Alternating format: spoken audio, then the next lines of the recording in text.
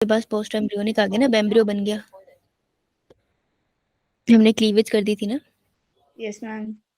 अच्छा, okay, screen दिख रही है? Yes ma'am. ये जायगोट में, तो जब जायगोट में सेल डिवीजन होने लग जाते हैं ना, क्लीवेज, तो हम एम्ब्रियो वर्ड यूज करने लग जाते हैं ना। ठीक है, तो अभी तक हमने फेलोपियन ट्यूब में चिपकाया नहीं है ना, जैसे चिपकाऊंगी तो पोस्ट एम्ब्रियोनिक डेवलपमेंट वहां से काउंट कर लियो। ठीक है, वैसे तो पोस्ट फर्टिलाइजेशन के बाद ही पोस्ट एम्ब्रियोनिक होगी, पर इतना उसमें कंफ्यूज मत हो, सिंपली याद रख कि अभी हम लोग फेलोपियन ट्यूब में चल रहे हैं, तो पोस्ट एम्ब्रियोनिक डेवलपमेंट ही चल रही है एक तरह से। ठीक है, अब देखो, तो ये एम्ब्रियो था हमारा, उसमें क्लीवेज स्टार्ट हो गया है ना, क्लीवेज इज माइटोसिस, हम उसको क्लीवेज लिखते हैं। आप देख रहे हो सेल स्टेज बन रही है, अब एक स्टेज आएगी जहां पर कितने सेल होंगे लगभग? 15। क्या नंबर लिखाया था? एक 8 to 16। 8 to 16, बेटा ये नंबर याद रखना है। तो 8 to 16 सेल्स का मास बन गया, गोला बन गया, इसको हम बुलाते हैं मोरुला। बेटा मोरुला। मोरुला क्यों कहते हैं? क्योंकि मलबरी जैसा लिखता है ना, लुक लाइक मलबरी। मलबरी देखी है सबने? No ma'am. झूठे कहीं के, मलबरी नहीं देखी, हो नहीं सकता। अभी दिखाऊंगे, अभी यस मैम आ जाएगा। हो भी नहीं मलबरी, नहीं देखी तुमने मलबरी है? यो मैम। ये मैम देखिए। हाँ, बस इसके ऊपर पतली सी जोना पेलुसिना लगा दे, सेल्स ऐसे ही दिखते हैं। ठीक है, थोड़ा सा सर्कुलर कर देना है इसको, ये तो तुम सोचो इतने लंबे चौड़े कहाँ थे हम। तो इसलिए हम इसको मोरुला बुलाते हैं। ठीक है, मोरुला और डिवाइड होगा और लंबी सेल स्टेजेस आएंगी। ठीक है, तब ज्यादा सेल्स ऐड हो जाएंगे, और उसके बाद ब्लास्टुला कैसे पहचानते हो? ब्लास्टुला स्टेज जो होती है, आप कैसे पहचानते हो? जब आपको सेल में जोना पेलुसिडा दिख रहा है बाहर, ध्यान से सुनना, छोटी सी बात है ये, जोना पेलुसिडा कहीं नहीं गया अभी तक ना, और ये सब फेलोपियन ट्यूब में हो रहा है। तो this is all happening in fallopian tube. पहली बात तो ये क्लियर कर लेंगे, अभी तक वो यूट्रस में नहीं पहुंचा है, जा रहा है उसकी तरफ। तो आपको जोना पेलुसिडा दिख रहा है, एक सेल बाहर अरेंज हो गया सेल की लेयर, इस लेयर को हम बुलाते हैं ट्रोफोब्लास्ट सेल्स। ठीक है, और कुछ सेल्स ऐसे इकट्ठे होकर गुट बना लिया उन्होंने, ये अपनी ना गप्पे मारेंगे, तो जो गुट बना के गप्पे मार रहे हैं ना बच्चे, ये सारे सेल्स को हम बोलते हैं, क्योंकि अंदर की तरफ है इसलिए इनर, बहुत सारे सेल्स इसलिए सेल, और सेल का गुच्छा है इसलिए मास, इनर सेल मास। तो जब आपको इनर सेल मास और ट्रोफोब्लास्ट दो अलग लेयर दिख जाए और बीच में खाली स्पेस दिखे, इस खाली स्पेस को हम बुलाते हैं ब्लास्टोसील। तो जब ऐसे दिखाई देने लग जाए ना, तो इस पूरे स्ट्रक्चर को हम बुलाते हैं ब्लास्टोसिस्ट। समझाया? मैम। तो blastocyst would be our fifth point. समझ आया? ये मैम। ठीक है, देखो अब ये कैसे दिखता है माइक्रोस्कोप के अंदर, ऐसे दिखता है। देखो मोरुला में तो नहीं तुम यहाँ पे ना ढंग से काउंट कर पाओगे, है तन्वी, अगर देखे स्क्रीन की तरफ तो ये सेल्स तो सही से नहीं बता पाएगी कि कहाँ पे कैसे डिवाइड हुआ है, अच्छे से नहीं दिख रहे, मान लिया। लेकिन अगर इस वाली पिक्चर को देखे, तो इस वाली पिक्चर को हम पहचान सकते हैं कि यार ये ब्लास्टोसिस्ट है। कैसे बता? मेरे को बाहर सेल्स की लेयर दिखाई दे रही है ना, और अंदर एक सेल का गुच्छा भी दिखाई दे रहा है।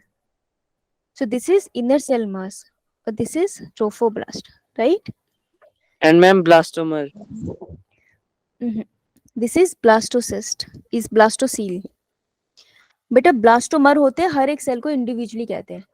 तो ये अगर मैं पीछे जाऊं, ये एक सेल ब्लास्टोमर है, ये एक सेल ब्लास्टोमर है, समझ आई? तो सारे सेल एक इंडिविजुअली ब्लास्टोमर है ना, तो ब्लास्टोमर यहाँ वर्ड नहीं यूज होगा। Okay, okay ma'am. ठीक है, ठीक है, देखा ऐसे दिखता है ये, क्लियर सबको? तो देखो वो कह रहा है ब्लास्टोसिस्ट कब बनेगा? After the 6th day of fertilization. मतलब कि क्या हो रहा है यहाँ पे, ये हमारा फेलोपियन ट्यूब है, यूट्रस की तरफ जा रहा है ये। ठीक है, यूट्रस की तरफ जाते हुए क्लीवेज होता चला जाता है। तो ये सारा प्रोसेस, जब तुमको बाहर एक लेयर दिख रही है और अंदर एक इनर सेल मास दिख रहा है, this structure is known as blastocyst. तो फर्टिलाइजेशन के बाद 6th डे है ये, जब ये ब्लास्टोसिस्ट बन चुका होगा, इतना डेवलप हो चुका होगा। ठीक है, अब ये इम्प्लांटेशन के लिए जा रहा है, अब इसमें जाके धस जाना है अपनी यूट्रस के अंदर। Okay, clear? तो ये लाइन लिखो, blastocyst form after 6th day of fertilization. After 6th day मतलब जैसे 7th डे स्टार्ट हुआ, ब्लास्टोसिस्ट बन चुका है।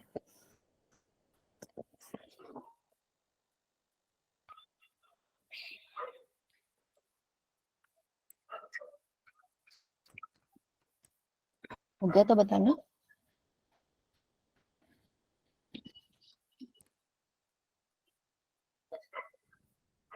डन, थम्स अप कर दो फिर। ओके, ग्रुप पे मैंने मैसेज भेजा था, आपने वो एडिटिंग करी अपने फोन में? यो मैम। ठीक है, आप लोग देख लेना, दूसरी क्लास को भी इशू आता ना, तो होपफुली ना हो। अगर किसी ने नहीं करी है तो यार वो कर लेना, ये ना हो कि कल आपसे क्लास ना ज्वाइन हो, है ना? यो मैम।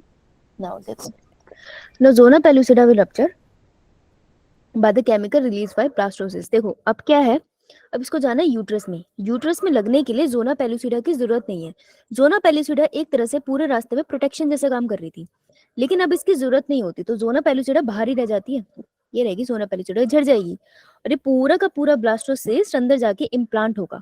तो जोना पेलुसिडा झड़ जाती है और ये जाके इम्प्लांट हो जाता है हमारी यूट्रस की वॉल के। हाँ राइट, ये बात यहाँ लिखी है। Now zona pellucida will rupture by the chemical release by blastocyst. Blastocyst उसे फाड़ देता है। ब्लास्टोसिस्ट विल बरी इन एंडोमेट्रियम, तो एंडोमेट्रियम में चला जाएगा। अब एंडोमेट्रियम क्या थी, अगर ये यूट्रस थी, जो बिल्कुल अंदर वाली लेयर थी ना, जो पीरियड्स में झड़ती भी है in the form of blood, this is endometrium.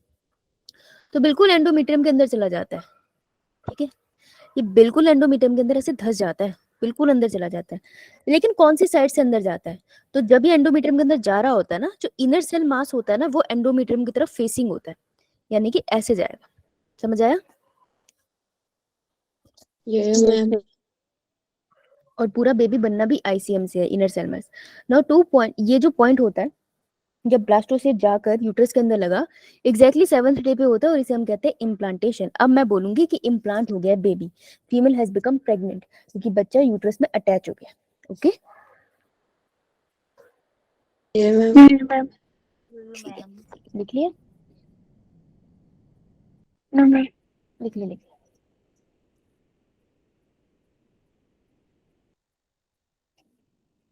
Test फैस अनाउंस हुए स्कूल में?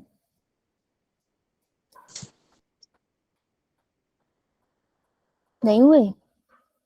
मैम हो गए कब है? कल। कौन से सब्जेक्ट का?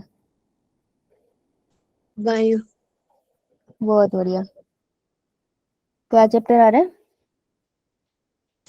4। Chapter number 4th? Yo ma'am. बाकी नहीं आ रहा? No ma'am. Human health and disease वगैरह कुछ नहीं? सॉरी, ये जो हम कर रहे हैं ये नहीं आ रहा है? मैम ये हो गया इसका टेस्ट। अच्छा, इसका टेस्ट हो गया। चल बेटा, अगर वो पढ़ेगी एनसीईआरटी से तो कोई डाउट हो तो मुझे पूछ लियो, ठीक है? यो मैम थैंक यू। ठीक है, चलो आगे बढ़ लो। आइए। सॉरी, अब देखो, अब थोड़ा थोड़ा चीजें कॉम्प्लिकेटेड होने लगेगी। तो तुमने कभी टीवी में ऐड देखी है कि प्रेगनेंसी टेस्ट के लिए वो किट्स आती है छोटी यस छोटी, ऐसे टैब मैम। उस पे दिखाते हैं कैसे लाइनें बनी आ गई, तो मतलब आप फीमेल प्रेग्नेंट है ना? तो वो स्ट्रिप्स क्या होती है, वो स्ट्रिप क्या डिटेक्ट करती है? देखो, वो स्ट्रिप तब तक हम नहीं कर सकती जब तक इम्प्लांटेशन ना हो रखी हो, ठीक है? तो एग्जैक्टली आफ्टर सेक्स अगर कोई चेक करेगा ना, अगर वो प्रेग्नेंट है, मतलब उसमें फर्टिलाइजेशन होगी है, तब भी नहीं आएगा स्ट्रिप के ऊपर, उसको भी वेट करना पड़ेगा 7 दिन। तो एटलीस्ट इम्प्लांटेशन होनी चाहिए, उसके बाद वो स्ट्रिप वर्क करती है। क्यों? क्योंकि उस स्ट्रिप के ऊपर कुछ रिसेप्टर पड़े होते हैं ऐसे, जैसे ही केमिकल आके इसके ऊपर लगेगा ना, वो डिटेक्ट कर लेंगे। यानी कि कोई ऐसा केमिकल है फीमेल की बॉडी में जो यूरिन के थ्रू भी बाहर निकल रहा है, जो फीमेल की बॉडी में सिर्फ तब प्रोड्यूस होता है जब वो प्रेग्नेंट होती है। इसीलिए वो स्ट्रिप पे जब फीमेल पी करती है ना, जब वो अपना सूसू उसके ऊपर ड्रॉप्स डालती है, तो पता चल जाता है कि वो प्रेग्नेंट है या नहीं। यानी कि कोई केमिकल है जो सिर्फ प्रेगनेंसी में रिलीज होता है तो डिटेक्ट होता है, नहीं तो हर वुमन का पॉजिटिव नहीं आ जाता। तो यानी कोई केमिकल है जो यूरिन के थ्रू भी क्योंकि बॉडी में रिलीज होता है, थोड़ा वेस्ट मटेरियल के फॉर्म में यूरिन से बाहर निकल जाता है, तो वो केमिकल जिसकी वजह से प्रेगनेंसी डिटेक्ट होती है, उस पे नीट का क्वेश्चन आता है। तो देखो, ये बात वो क्या बोल रहे हैं, ध्यान से देखना, ये लाइन इंपॉर्टेंट है। दैट डे 8th डे पे क्या होता है, जो ट्रोपोब्लास्ट सेल्स होते हैं वो एचसीजी रिलीज करना स्टार्ट कर देते हैं, and this is known as human chorionic gonadotrophin hormone. तो बेटा ये देख, ये जो बाहर वाली सेल की लेयर थी इसे कहते हैं ना ट्रोफोब्लास्ट। यो मैम। ये मेरा पढ़ा है इनर सेल मास, ये तो चुपचाप पढ़ा है, इसमें तो कुछ कहा भी नहीं, ये भी सेल ही है बहुत सारे। तो बाहर वाले सेल ने रिलीज करना स्टार्ट कर दिया केमिकल, एक हार्मोन, और इस हार्मोन का नाम है HCG। H छोटा है, ध्यान से वोकैब देखना, ठीक है। ह्यूमन कोरियोनिक गोनाडोट्रोफिन हार्मोन, ये हार्मोन है जो सिर्फ प्रेगनेंसी में रिलीज होता है। Okay, Yeah, ma'am. और ये कहाँ यूज होता है? Help to detect pregnancy by urine test, ठीक है, वो यूरिन टेस्ट होता है एक्चुअली। क्लियर सबको? तो वो आपसे पूछते हैं वो कौन सा हार्मोन है जो सिर्फ प्रेगनेंसी में रिलीज होता है, बहुत पूछते हैं। अभी प्लेसेंटा के हार्मोन भी आएंगे, आपको ये हार्मोन याद रखना है, सबसे पहले यही आया है, ठीक है। Yeah, ma'am. ठीक है, अब अगर ये कर रहा है तो इनर सेल मास क्या करता है? इनर सेल मास डिवाइड होना स्टार्ट हो जाता है, अलग अलग लेयर बनाएगा, ट्रोफोब्लास्ट भी अभी और डिवाइड होगा, और एक ओवरी के अंदर अब कॉर्पस लुटियम की कहानी सुन लेते हैं। तो देखो अभी सीन क्या चल रहा है यहाँ पर, ये हम सेंटर बनाते हैं, ये है यूट्रस, ठीक है। अब यूट्रस को हम थोड़ा सा और सही से बनाते हैं यार, ये रहा यूट्रस, यूट्रस में अटैच हो गया बेबी, ये बात सही है। इम्प्लांटेशन हम लोग कर चुके हैं, है ना, सबको दिख रही है ना फोटो जो मैं बना रही हूँ? Ma'am. ये है मैं ठीक है, यूट्रस में इम्प्लांट हो गया बच्चा, ये रहा बेबी, और उसका इनर सेल मास अंदर की तरफ है, इसको पूरा एंडोमेट्रियम में डाल दो, बहुत थिक होती है एंडोमेट्रियम प्रेगनेंसी के टाइम पे, पूरा एंडोमेट्रियम के अंदर चला जाएगा, ठीक है जी। ये हो रहा है, उसी टाइम पे ओवरी यहाँ पर पड़ी हुई थी। अब ओवरी से जब ओजेनेसिस हो गई थी, बाहर निकल गया था एग, तो ओवरी के अंदर से जब एग बाहर निकला था, मुझे बताना, जब ओवरी के अंदर से एग बाहर निकला था तो हम उस पूरे स्ट्रक्चर को क्या बुलाते थे? ओवम। ओवम के अंदर कौन कौन सी लेयर थी, कुछ नाम था उसका?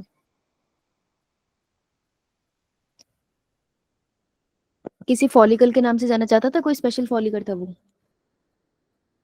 Graafian follicles. Graafian follicle. Graafian follicle, तो ग्राफियन फॉलिकल से जब एग बाहर रिलीज होता है कोरोना रेडिएटा और जोना पेलुसिडा के साथ, कोई अंदर लेयर छोड़ जाता है वो सेल्स की? यस एक मैम। बार Yes, एक ma'am. एक बार निकालो ओवरी, ग्राफियन फॉलिकल निकालो, देख अंदर बहुत सारे ग्रेनुलोसा सेल की लेयर छोड़ के जाता है वो, मिली? देखो मिला, नहीं मिला?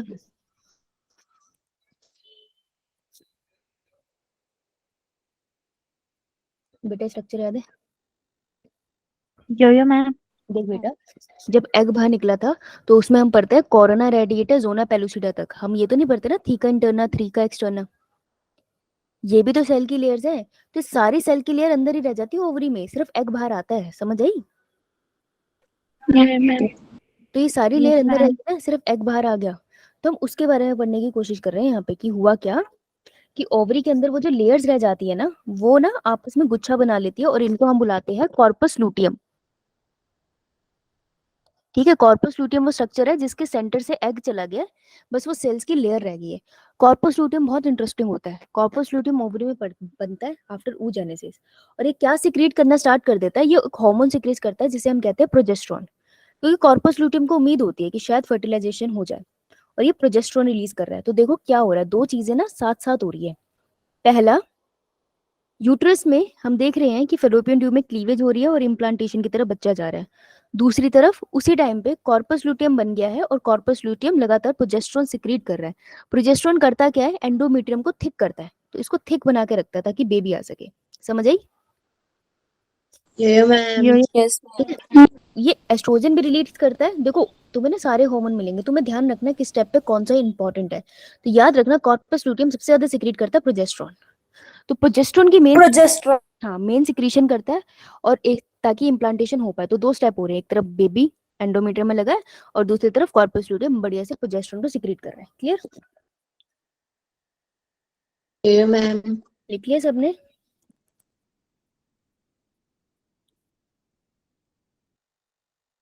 लिखा कि नहीं? बेटा इससे ज्यादा नहीं मेरे से बोला जाएगा तेज, तो तुमको एडजस्ट करना पड़ेगा अभी तो। Yeah, ma'am. चलो अब जो मैंने तुमको बतानी है वो है प्रॉपर फर्स्ट एम्ब्रियोनिक डेवलपमेंट।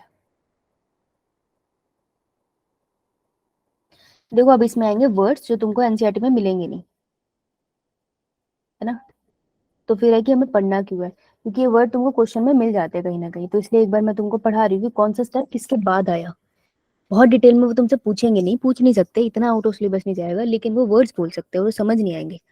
तुमको थोड़ा तो समझना पड़ेगा। क्या समझना पड़ेगा, जितना बोल रही हूँ बस उतना समझ लो, बहुत है यार।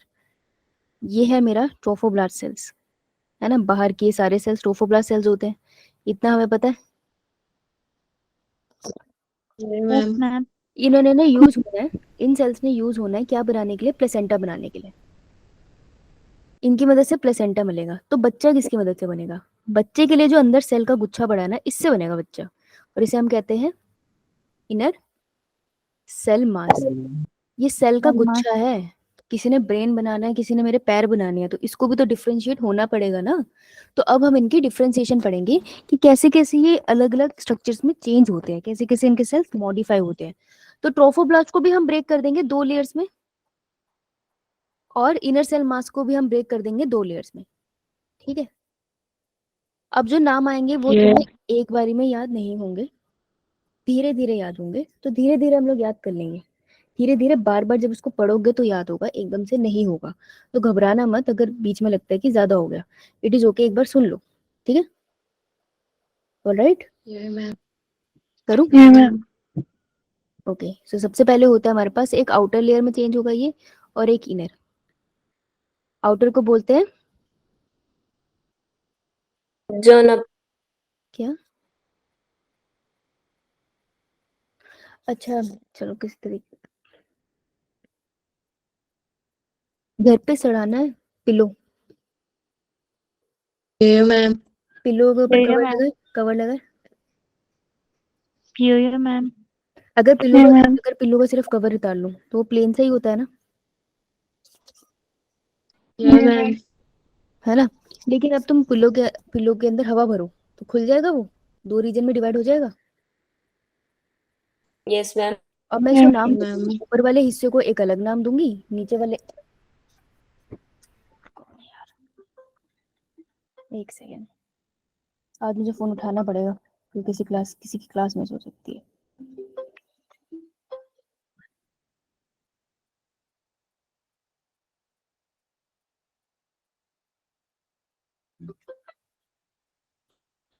ओके, सो एक ऊपर वाली लेयर होगी, एक नीचे वाली लेयर होगी। बस इसी तरीके से सेल्स के साथ होता है। देखो जो इनर सेल मास है ना, ये ऐसे ही फूलते हैं, कुछ सेल्स ऊपर की लेयर में चेंज हो जाते हैं, कुछ नीचे की लेयर में। इसको थोड़ा डायग्रामेटिकली समझते हैं, थ्योरी में तो तुम बावले हो जाओगे। डायग्राम को है, देखो ये इनर सेल मास है, देखो छोटू सा है क्योंकि अब सेल ना जब डिवाइड होने वाला होता है ना, शेप से चेंज करते हैं। ये सारे इनर सेल मास का गुच्छा है, बहुत कम से दिख रहा है इसमें, और ये बाहर का पूरी ट्रोफोब्लास्ट की लेयर है, और बीच में ब्लास्टोसील है, एक कैविटी है जिसमें लिक्विड भरा हुआ है, तो इसके थ्रू सेल्स को मूवमेंट मिलेगी, ठीक है। इतनी बात क्लियर है हम सबको? Yes Yes, ma'am. अब देखो, अब ट्रोफोब्लास्ट की पहले हम पढ़ते हैं ट्रोफोब्लास्ट की लेयर, ठीक है। ट्रोफोब्लास्ट की लेयर में क्या होता है, अगर तुम देखो ट्रोफोब्लास्ट की पहले थी सिंगल लेयर, ये सिंगल लेयर है ना सेल्स की, इसको 2 लेयर में डिवाइड कर दे। बाहर वाली लेयर को ऐसा बना दे कि ये सारा एक ही प्लाज्मा मेम्ब्रेन है, this is one plasma membrane, और ये सारे के सारे उसके न्यूक्लियस है। तो तुम्हें बहुत सारे न्यूक्लियस दिख रहे हैं एक ही सेल के अंदर, Yes, ma'am. है ना। Yeah, ये ma'am. देखो ये ब्लू कलर का एक सेल है, और इसमें बहुत सारे न्यूक्लियस तुमको तैरते हुए दिख रहे हैं, तो हम इसे कहते हैं सिंसीशियम। तो this is known as syncytium trophoblast, ये इसका नाम है, ठीक है। तो ट्रोफोब्लास्ट 2 सेल्स में डिवाइड, 2 लेयर में डिवाइड हुआ है ना, इसको हम कहते हैं सिंसीशियम ट्रोफोब्लास्ट। अब अंदर जाते हैं, जो अंदर सेल्स की लेयर बच गई है उनको हम कहते हैं साइटोट्रोफोब्लास्ट, क्योंकि वो नॉर्मल है, हर सेल की एक अपनी प्लाज्मा मेम्ब्रेन है और एक न्यूक्लियस, तो सारे न्यूक्लियस एक दूसरे से अलग अलग है, तो इसलिए हम इसे साइटोट्रोफोब्लास्ट कहते हैं, एक नॉर्मल स्ट्रक्चर। जो बाहर है वहां पर बहुत सारे न्यूक्लियस आपको एक ही सेल के अंदर तैरते हुए दिखा रहे हैं, दैट इज सिंसीशियम ट्रोफोब्लास्ट। इतना क्लियर ये मैम Yes, ma'am. है ना। तो ट्रोफोब्लास्ट की लेयर 2 लेयर में कट गई, ओके, ठीक है। इसे लिखा, इसे बना लो, लिखना क्या बनाओ। तो ट्रोफोब्लास्ट को 2 लेयर में काट दिया हमने, सिंसीशियम और साइटो। तुमसे से ज्यादा पता है क्या पूछेंगे, ट्रोफोब्लास्ट किस 2 लेयर में डिवाइड हुआ है, और वो तुमसे ये पूछ लेंगे बाहर कौन से अंदर कौन से, बस इससे ज्यादा बनता नहीं है क्वेश्चन तुम्हारे ग्रेड पे। अब इसके अंदर ही पड़ा है ना इनर सेल मास, उसके साथ तो अभी तो कुछ नहीं किया, अब इसको डिवाइड कर लेते हैं, ठीक है।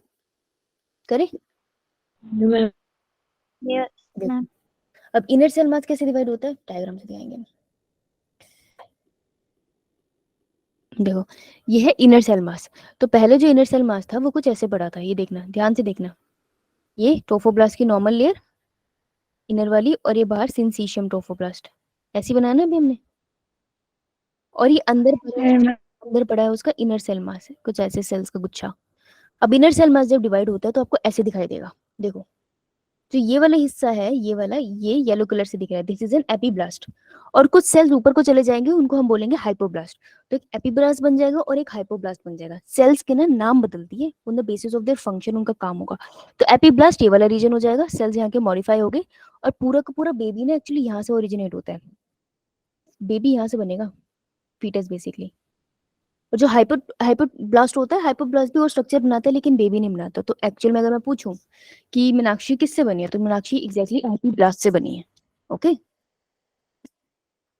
Yeah, ma'am. ठीक है। अब ये लिखा, इतना समझ आया कि हमारा इनर सेल मास डिवाइड हो गया भाई दो लेयर में। एक को बोलते हैं हम एपीब्लास्ट जो मेन है, Epiblast. जो को हम बोलते हैं हाइपोब्लास्ट, है ना। Hypo. चलो अब इसके आगे लाइन लिखी है ना एपीब्लास्ट के एमनियन, ये ना ऐसे कैसे उतार लो, ये चीट नोट्स है, छोटे नोट्स है, ये तुम्हारे काम आएंगे, ऐसे उतार लो, अभी तुम्हें समझ आ जाएगा 10 मिनट में।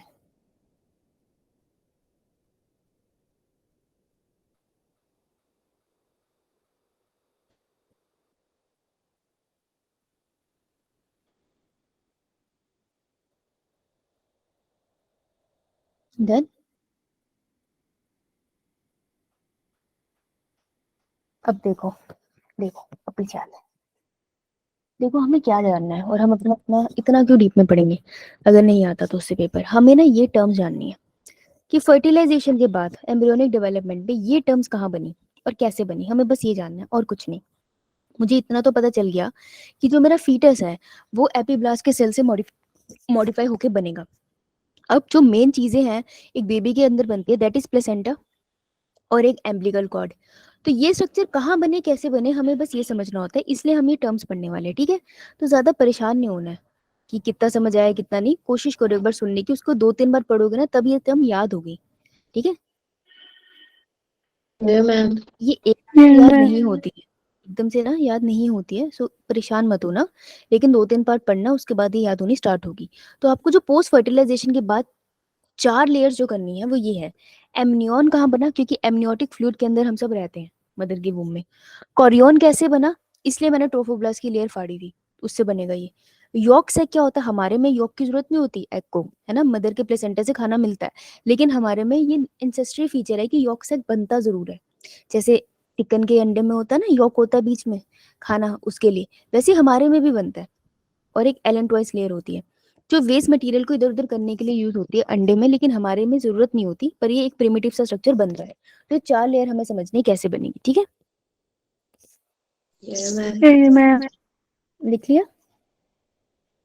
Yes, ma'am. Yeah, ma'am.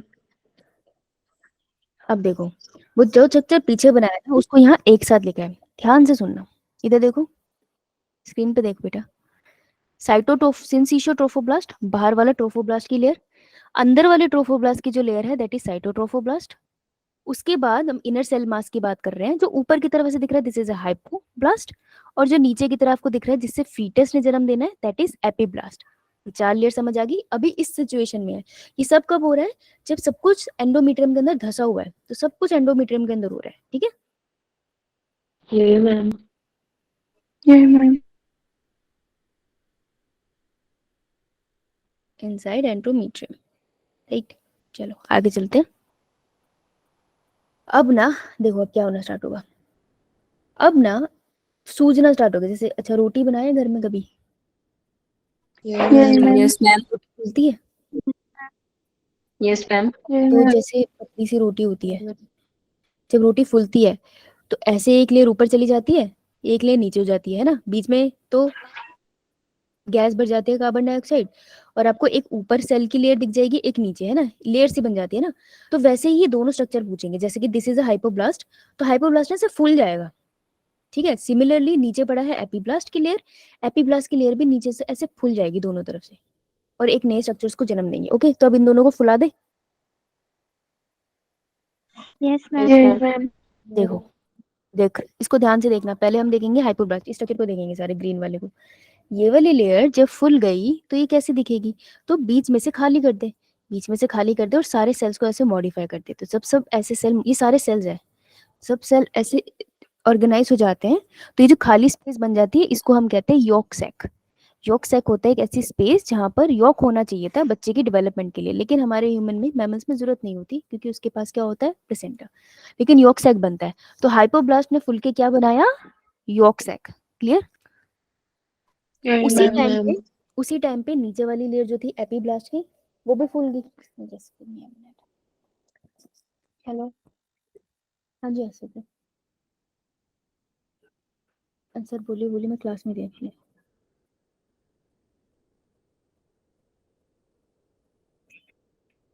क्या? हाँ जी हाँ जी, क्या बोल रहे हो? हम्म, अच्छा, जी।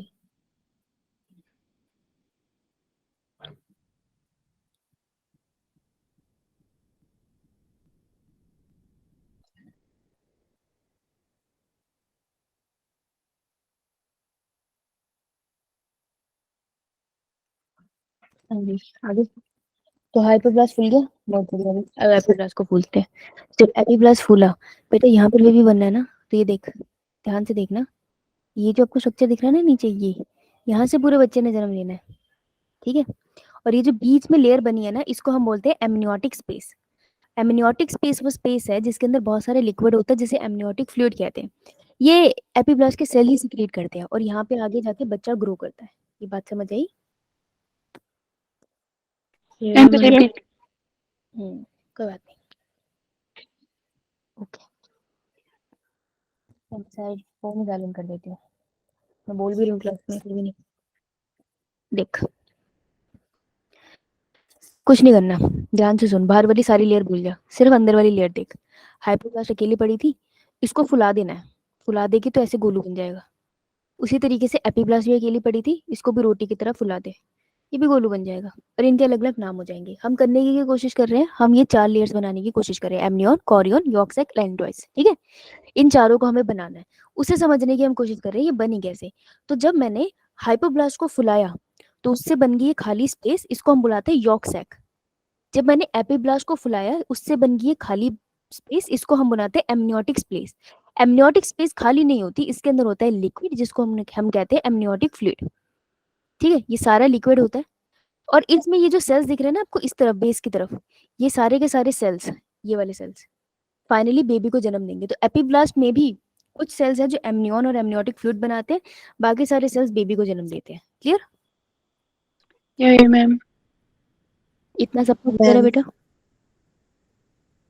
कोई बच्चा जो रह गया हो? बाहर की जो लेयर है ना ट्रोफोब्लास्ट की, वो वैसी की वैसी है, ये पूरी बनाई नहीं है सेम ही है। याद है ना तुम्हें, आउटर लेयर थी सिंसीशियम वाली और अंदर वाली थी। Yeah, ma'am. ठीक है, थोड़ा सा टच Yeah, होगा ma'am. लेकिन कोई बात नहीं, कर लेंगे हम लोग। अब देखो, ये बात यहाँ लिखी हुई है ताकि तुम भूल ना जाओ, सब कुछ लिखा हुआ है, बस एक बार सुन लो किस तरीके से ये बनना है, धीरे धीरे समझ आएगा। एपीब्लास्ट फर्दर, सबसे पहले हमने हाइपोब्लास्ट को तोड़ा और उसने बना दिया योक सैक, है ना। हाइपोब्लास्ट ने बनाया योक सैक, जो एक्चुअल में ह्यूमन बेबी में किसी काम का होता नहीं है क्योंकि हमें योक नहीं चाहिए। एपीब्लास्ट जब टूटा और उसने गोला बनाया, उसने बनाया एमनियोटिक कैविटी, ये बहुत काम की होती है, यहीं पे बेबी रहता है और ये बहुत अच्छा यूज भी होता है। जैसे आपने देखा नहीं, बेबी डिलीवर होता है तो पानी की थैली जैसे में होता है, तो इसको काटते हैं फिर बेबी बाहर नहीं रिलीज होता है, तो वो एमनियोटिक कैविटी के अंदर होता है और एमनियोटिक फ्लूइड के अंदर पूरा भीगा हुआ होता है, वो भी ड्राई नहीं रहता। हम सब भी उसी के अंदर थे। Okay, Yeah, Yes, ma'am. ma'am. एक बार ये हो जाए ना फिर तुम्हें रियल वीडियो दिखा दूंगी तो ज्यादा अच्छे से समझ आएगा, ठीक है। अब देखो, ये बहुत अच्छी लाइन है, that some cells from the yolk sac. तुमको याद है योक सैक किसने बनाया था? Hypoblast. हाँ, तो कुछ सेल्स ना हाइपरब्लास्ट से निकल आते हैं। देखो ये वाले सेल बाहर निकला है, देखना व्हाइट से बना दिया ताकि अलग दिखे। ये कुछ सेल बाहर निकला है और इन्होंने क्या कर लिया, सारी स्पेस को कवर कर लिया जो बची हुई स्पेस थी। बची हुई स्पेस तो थी ना, यहाँ पे देखो कितनी सारी बची हुई स्पेस है, ये सारी की सारी। तो इन जो सेल्स ने योग सेल से बाहर निकले, इन्होंने कहा काम तो हम कुछ कर नहीं रहे, चलो सारी स्पेस को कवर कर लेते हैं।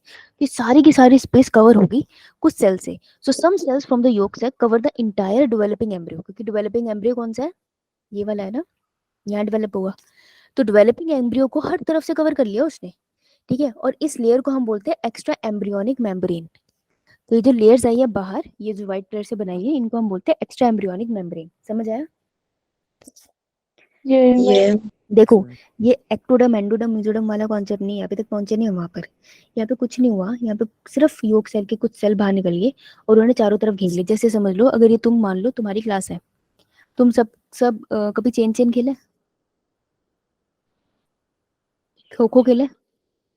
मैम दोनों अगर तुमने खो खो भी खेला है, तुम एकदम आगे पीछे बैठते हो ना, खो खो यही होता है ना? गलत तो नहीं बोल रही हूँ? यस सब आगे बैठे हो ना? सब बिल्कुल आगे पीछे सेट बैठे हो, यही तुम्हारी योग सेक है। लेकिन कुछ बच्चों ने डिसाइड किया हम बाहर जाएंगे और पूरे ग्राउंड को कवर कर लेंगे। जिन बच्चों ने ग्राउंड को कवर किया है ना, उनको हम, उन सारे बच्चों को हम बोल रहे हैं एक्स्ट्रा एम्ब्रियोनिक मेम्ब्रेन। और जो खो खो की लाइन में अभी भी बैठे हुए हैं, उन्हें हम एमनियोटिक सैक बोल रहे हैं, उसे योग सैक बोल रहे हैं। समझ आया? चलो अब देखो, अब कुछ सेल योग सेक से ही मॉडिफाई होते हैं और एक छोटा सा स्ट्रक्चर बनाते हैं, इसको हम बोलते हैं एलेंटॉइस। तो देखो यहाँ, अब यहाँ तुम फंसोगे। एपीब्लास्ट को जो सेल्स थे, एपीब्लास्ट के सेल ऐसे बड़े से हो जाते हैं और ये क्या बनाते हैं, एमनियोटिक कैविटी। सही बात है, सिर्फ ये बनाया। हाइपोब्लास्ट के सेल्स ने क्या किया, हाइपोब्लास्ट का सेल पहले तो मोटू हुआ और मोटू होकर उसने कौन सा क्या बनाया था, फिर योग सेक के कुछ सेल बाहर निकल गए और उन्होंने क्या बनाया, एक्स्ट्रा एम्ब्रियोनिक मेम्ब्रेन, बच्चे की एक्स्ट्रा वाली मेम्ब्रेन, है ना। और कुछ सेल ने और बाहर निकल के एक स्ट्रक्चर बनाया जिसे हम बुलाते हैं एलेंटॉइस।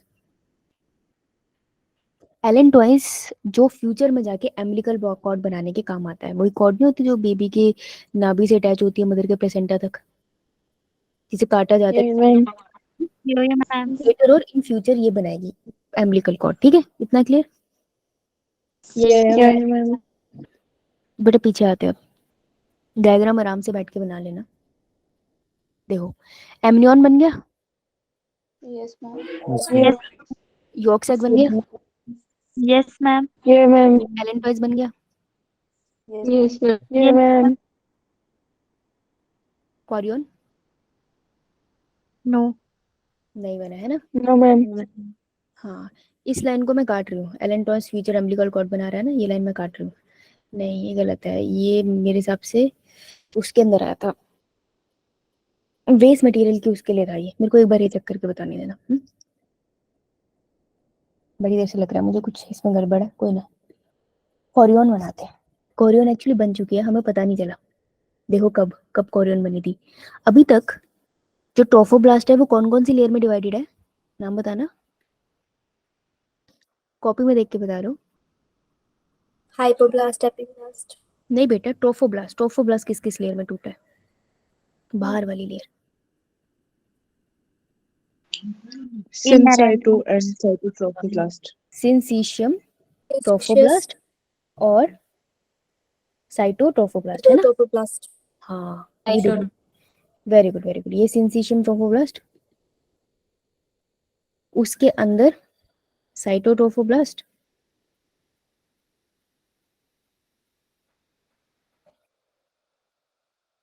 ठीक है। इसके अंदर एक्स्ट्रा एम्ब्रियोनिक मेम्ब्रेन पड़ी है, पड़ी है।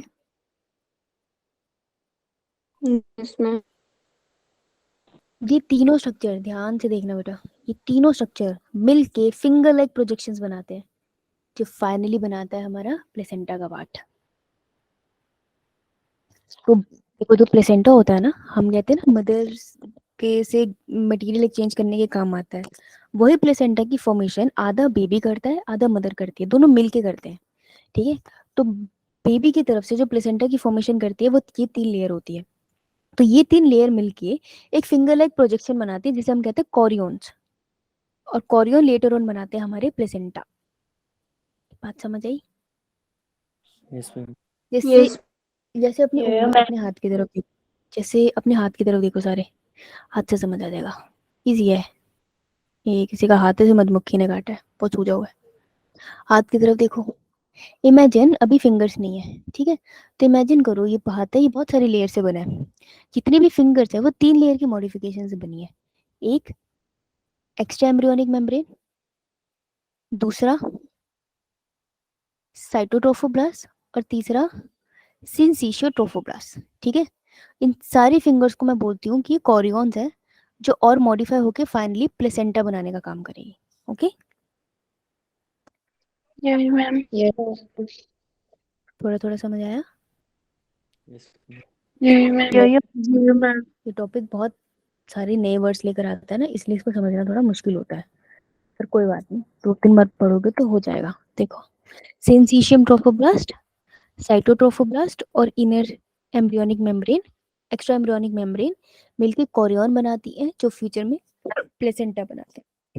ओके, तो आपसे इतना पूछ सकते हैं मैक्सिमम टू मैक्सिमम कि प्लेसेंटा बनाने के लिए बच्चे की कौन सी 3 लेयर इन्वॉल्व हुई थी, तो ये 3 लेयर इन्वॉल्व हुई थी। Okay, Yeah, ma'am. इतना ही पूछेंगे, इससे ज्यादा नहीं पूछते। देखो, यह छोटू सा स्ट्रक्चर दिया है, ये ट्रोफोब्लास्ट को दिखा रहा है, एपिब्लास्ट और हाइपोब्लास्ट को यहाँ दिखा रहा है। ज्यादा अच्छी फोटोज मिलेगी नहीं इसके ऊपर, ठीक है। तो बस यहाँ तक का स्ट्रक्चर तुमको समझना था। इसके बाद अब सेल्स अपनी अपनी जगह पे मूव, अब बनेगी एक्टोडर्म, एंडोडर्म एंड मेसोडर्म वाला स्ट्रक्चर। ओके, इतना क्लियर है सबको क्या हुआ अभी तक? Yeah, ma'am. देखो, Yes, ma'am. तो क्लीवेज क्या था, मुझे क्लीवेज याद दिलाओ।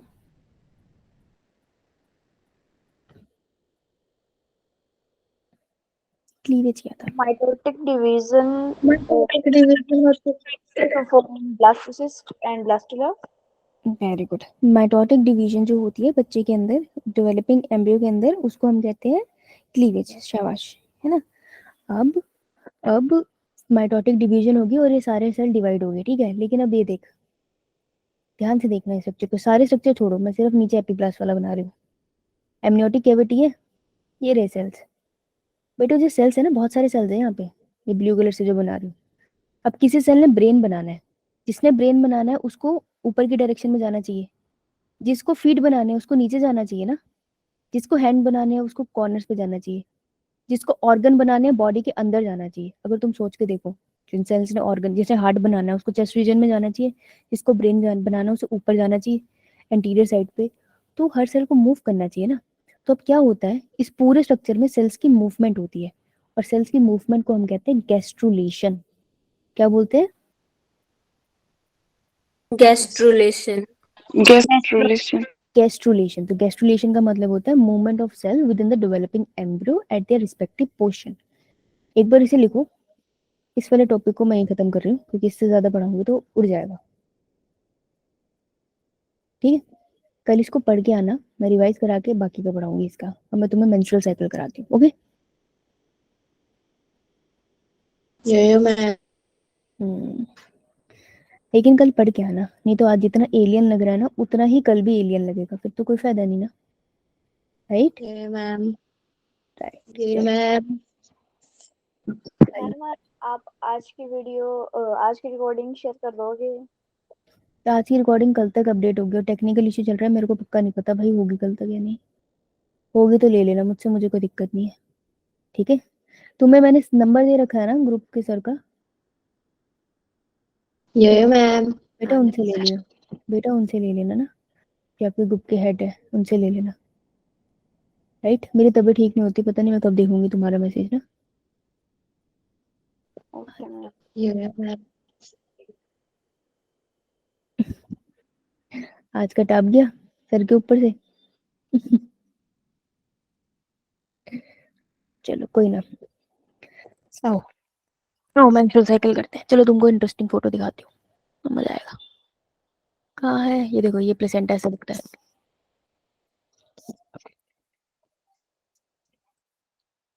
ध्यान से देखो यार, इतना भी बुरा नहीं था कि बिल्कुल समझ ना आए, कुछ कुछ आएगा। तो this is an umbilical cord, जैसे बेबी अटैच होता है ना, ये होते हैं एम्बिलिकल कॉर्ड। ये होता है प्लेसेंटा जो नीचे है, और ये इतना पास होता है एक दूसरे के, लेकिन स्टिल कभी भी ब्लड की मिक्सिंग नहीं होती। तो बच्चे का ब्लड ना सिर्फ एम्बिलिकल कॉर्ड में होता है, इनके अंदर है ये जो जा रही है लाइंस, प्लेसेंटा में कभी अंदर नहीं जाता। सेंटर के साथ है मैम, वो क्या है क्या? मैम? ये जो इतना बड़ा स्ट्रक्चर में है, ये क्या है प्लेसेंटा। मैम? सारा ही? और क्या, सारा प्लेसेंटा ही है। ये देखो, अगर बहुत पास से देखे तो दिस इज एम्बिलिकल कॉर्ड, और ये प्लेसेंटा इस तरीके से जाता है। ये सारी ब्लड ये सप्लाई है मैम बच्चे की। यहाँ पर एक्सचेंज ऑफ मटेरियल हुआ होगा हमारे साथ भी। देख लो कितनी फाइन है। लेकिन इतना अच्छा नेटवर्क होता है ना कि कभी मदर और बच्चे का ब्लड मिक्स नहीं होता। सोचो मिक्स हो जाए तो दिक्कत हो जाएगी। अगर मदर और बच्चे का ब्लड ग्रुप अलग अलग है तो बहुत बड़ी प्रॉब्लम हो जाएगी, है ना। चलो ये अब मैम मेंस्ट्रुअल साइकिल पढ़ते हैं। देखो, मेंस्ट्रुअल साइकिल का मतलब क्या होता है भाई? जहाँ से शुरू वहीं खत्म, वापस वहीं आना है। ठीक है, उसको हम साइक्लिक प्रोसेस कहते हैं ना, बाहर से जहाँ से स्टार्ट किए वहीं पे। तो मेंस्ट्रुअल साइकिल के साथ कुछ टर्म्स है जो नीट में धीरे डायरेक्टली पूछते हैं, एक मिनार्क और एक मिनोपॉज। मिनार्क होता है जैसे ही पहली मेंस्ट्रुअल साइकिल होती है फीमेल में, पहली मेंस्ट्रुएशन होती है। मेंस्ट्रुएशन का मतलब होता है ब्लीडिंग, वजाइना के थ्रू एंडोमेट्रियम छड़ जाती है। अभी समझ आएगा धीरे धीरे जिनको नहीं पता है, ठीक है। तो जिसको सबसे पहली बार ब्लीडिंग होती है लाइफ में, वो पहली ब्लीडिंग को हम कहते हैं मिनार्क। जनरली 12 से 15 साल की एज में एक बार हो जाता है। जब ये मेंस्ट्रुअल साइकिल किसी फीमेल की बॉडी में स्टॉप हो जाती है, स्टॉप भी होती है, ठीक है, तो ओल्ड एज में जब ये स्टॉप होती है तब हम उसको कहते हैं मीनोपॉज, कि ये पॉज हो गई, हमेशा के लिए पॉज होती है, दोबारा स्टार्ट नहीं होती। तो जब हम, तुम्हें स्क्रीन नहीं दिख रही? मैम दिख रही है। ये अच्छा, मैंने शायद जूम इन कर दिया, ठीक है। तो इसको हम कहते हैं मीनोपॉज, जब हमेशा के लिए स्टॉप हो जाती है। ये होती है अराउंड 50 ईयर्स, आजकल 40 ईयर्स में भी हो जाती है किसी किसी को, तो ये वेरी करता है, पर ओल्ड एज में स्टॉप होती है, ठीक है। इसके बाद फीमेल प्रेग्नेंट नहीं हो सकती, उसकी बॉडी में एक्स खत्म हो गया अब। ओके, सो मेंस्ट्रुअल साइकिल, देखो ब्लीडिंग फेज है उसका, पूरी जो साइकिल है ये लगभग 28 दिन की होती है, 28 तो 29 डेज की होती है, और इसमें अलग अलग फेजेस आते हैं। और किन में होती है ये? आपको सारे फीमेल्स में मिलेगी, इन प्राइमेट्स। फीमेल्स में होती है, मेल में नहीं होती, प्राइमेट्स में होती है, ठीक है। मैमल्स में भी प्राइमेट नॉन प्राइमेट्स होते हैं, तो प्राइमेट्स के अंदर ये होती है। प्राइमेट्स याद है? जो नॉन प्राइमेट्स होते हैं उनके अंदर कौन सी साइकिल होती है? फर्स्ट चैप्टर में पढ़ाया था, बूस्टर्स साइकिल। Oestrus cycle. मैंने बोलता ओ साइलेंट है ना, ईस्ट्रस साइकिल। गुड, चलो इसे समझते हैं। आ जाओ। फेजिंग्स ऑफ मेंस्ट्रुअल साइकिल से एक बड़ा क्वेश्चन तुम्हारे स्कूल में आएगा, और नीट में हार्मोन से बहुत क्वेश्चन आते हैं, तो ध्यान से सुनना। ओके, फेजेस होते हैं मेंस्ट्रुअल साइकिल के। पहला होता है मेंस्ट्रुअल फेज और ब्लीडिंग फेज। जब क्या होता है इसमें, वेजाइना से ब्लीडिंग होती है, ठीक है, इसको कहते हैं ब्लीडिंग फेज। कैसा होता है भी पूरा समझाएंगे। एक फिर सेकंड फेज आता है, दैट इज पॉलीफेरेटिव फेज। इसके बहुत नाम है, ये बहुत कंफ्यूजिंग है क्योंकि इसके नाम बहुत है। इसे कहते हैं पॉलीफेरेटिव फेज। पॉलीफेरेटिव का मतलब ही होता है नंबर इंक्रीज होना किसी चीज का। प्री ओव्यूलेशन फेज, प्री मतलब पहले, तो इस फेज के जैसे ही एंड होने वाला होगा ओव्यूलेशन हो जाएगी। फॉलिकुलर फेज, तो तुमने जितने फॉलिकल पढ़े थे ना, primary follicle, secondary follicle, tertiary follicle, सब इसी फेज के दौरान बनते हैं। और एस्ट्रोजेनिक फेज भी कहते हैं हम इसको, ठीक है। इतना क्लियर? इसके इतने सारे नाम है। ये मैम लास्ट फेज है सिक्रीटरी फेज। इसी को हम पोस्ट ओव्यूलेशन, ओव्यूलेशन के बाद का फेज कहते हैं। तो जब ओव्यूलेशन हो जाती है तो ओवरी में क्या बचता है? एग जब रिलीज हो जाता है तो ओवरी में कौन सा स्ट्रक्चर बचता था? Ma'am follicle. Corpus luteum. इसीलिए इस फेज को लूटियल फेज भी कहते हैं। तो इसमें हम सिर्फ कॉर्पस लूटियम की बात करते हैं कि वो क्या कर रहा है। ओके, ये मैम चलो अब पढ़ते हैं। तो देखो, आपको ना इनमें करना क्या है, मेंस्ट्रुअल साइकिल में दो चीजें एक साथ चलेगी। एक तरफ, एक तरफ आप यूट्रस में देखोगे क्या क्या हो रहा है, ठीक है जी। एक तरफ आपने यूट्रस पे फोकस करना है, और दूसरी तरफ आपको फोकस करना पड़ेगा ओवरी पे। ओके, ध्यान से सुन ये लो, मैम फिर तुम बोलोगे तुमको समझ नहीं आया, है ना।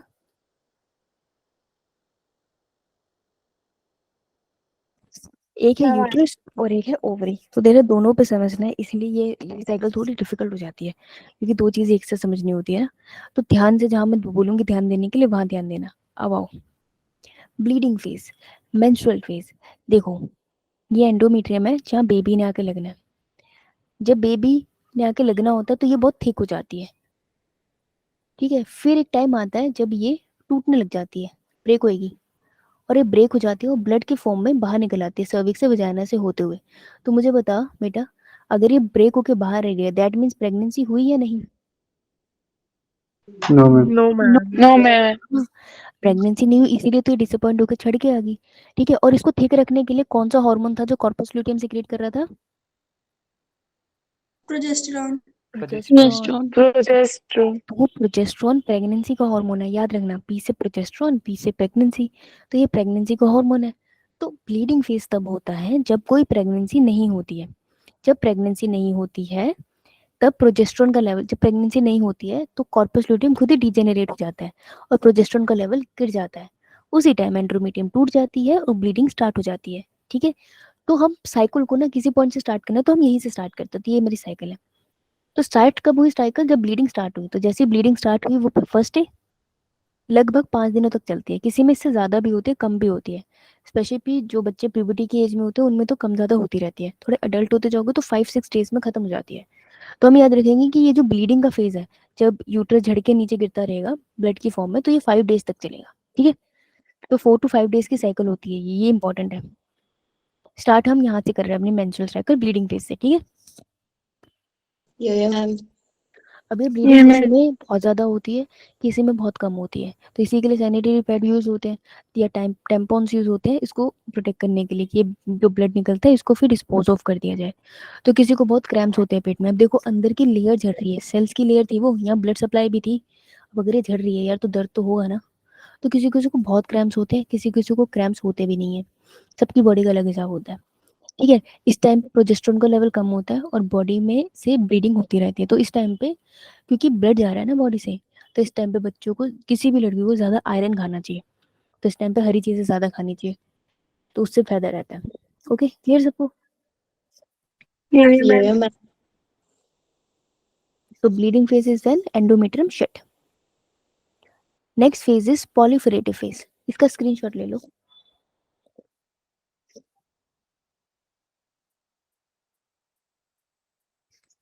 पॉलीफरेटिव फेज तुमको एक्चुअली आता है ऑलरेडी, उसे बस तुमको याद दिलाना है कि इसको कहते क्या है। 5 मिनट लेके बता दूं? ये Yeah, ma'am. ma'am. Yes, ma'am. बेटा देखो वो याद है ओवरी? ये मैम। ओवरी में ऐसे पड़ा होता था ना, छोटे छोटे सेल्स जो एक फॉलिकल के साथ अटैच होते थे, प्राइमरी फॉलिकल, है ना। Yes ma'am. अब प्राइमरी फॉलिकल के ऊपर कौन सा हार्मोन आता था?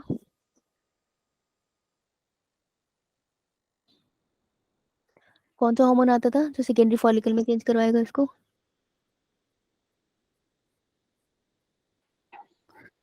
पिट्यूटरी से आता था, एफएसएच।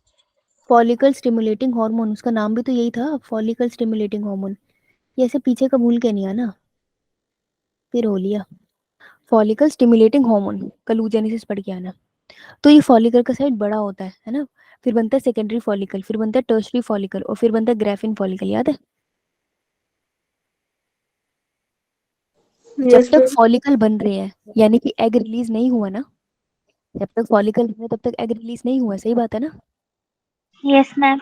राइट, तो यानी कि एंडोमेट्रियम इस टाइम पे थिकनिंग चल रही होगी, अभी उसमें और कुछ हो नहीं रहा होगा, ठीक है। तो जब तक ये प्रोसेस होता है, इस प्रोसेस को हम कहते हैं पॉलीफरेटिव फेज, जब ओवरीज के अंदर फॉलिकल बन रहे हैं और एंडोमेट्रियम, अब ब्लीडिंग खत्म होगी ना 5th डे पे, 5th डे के बाद ही स्टार्ट हुआ, तो जब ब्लीडिंग खत्म हो जाती है अब दोबारा से एंडोमेट्रियम बननी स्टार्ट हो जाती है, तो एंडोमेट्रियम थिक हो रही है और ओवरी के अंदर फॉलिकल बन रहे हैं, इसी को कहेंगे पॉलीफरेटिव फेज। देखो ये बात इसने लिखी है, release of gonadotrophin releasing hormone from hypothalamus, hypothalamus से हार्मोन रिलीज होता था और पिट्यूटरी से एफएसएच रिलीज कराता है, एफएसएच जाता है ओवेरियन ओवरी के प्राइमरी फॉलिकल के पास और उसको ग्रेफिन फॉलिकल में चेंज करता है, ठीक है। अब खास बात क्या है कि ये जो फॉलिकल जब चेंज हो रहे होते हैं ना, ये खुद भी रिलीज करते रहते हैं एक हार्मोन जिसको हम कहते हैं एस्ट्रोजन।